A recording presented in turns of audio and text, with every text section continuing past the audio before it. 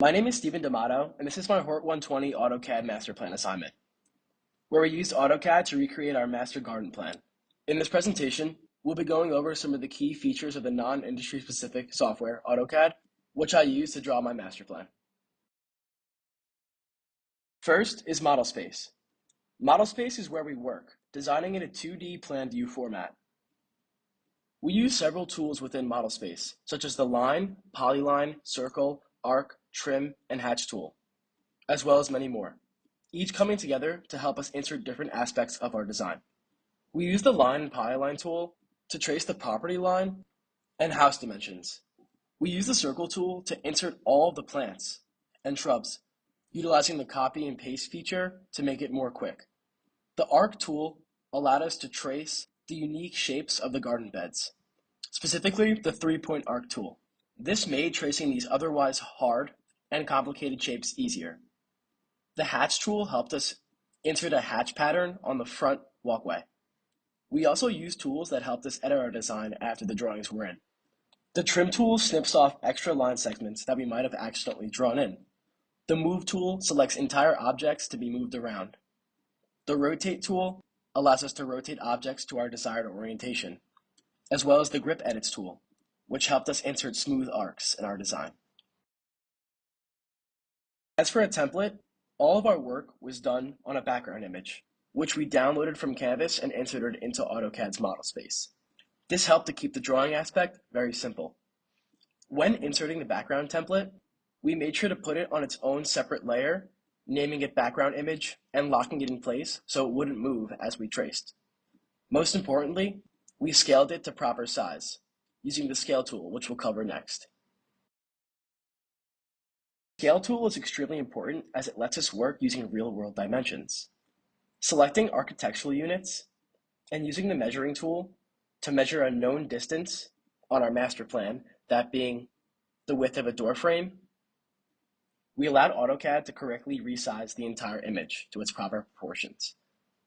We also used the scale tool to properly scale the imported blocks we inserted, those being the table and chairs and lounge chair model, which we'll cover later.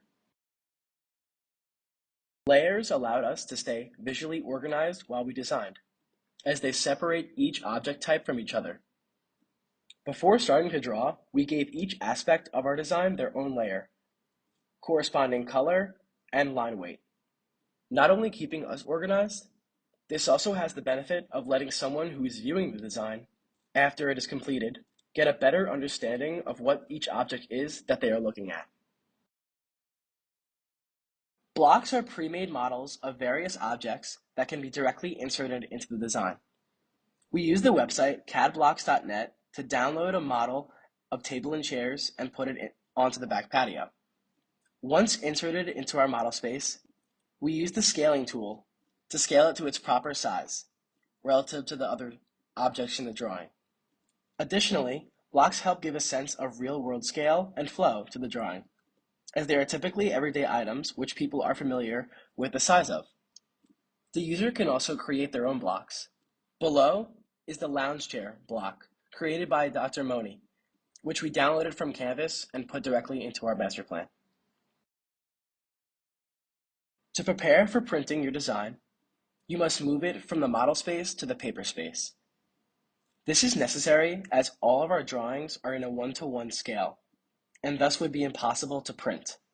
Upon using the viewport tool, which we created in the Layers tab, and the text tool to add our name on the bottom, we add our final touches and get it ready for printing. When our design is in the paper space, we must then scale it down to fit a piece of printable paper. In conclusion, this was a good learning experience, exposing me to the basics of the non-industry specific software AutoCAD, developing a good understanding of its key features, including how to scale an image, how to use layers, how to organize my design, how to import blocks into my drawing, and finally, how to properly scale an image to a printable area, allowing me to understand its usefulness in our HORT 120 class, as well as other applications in the landscape design industry. Thank you very much for watching, as this has been my AutoCAD ePortfolio presentation. Have a good day.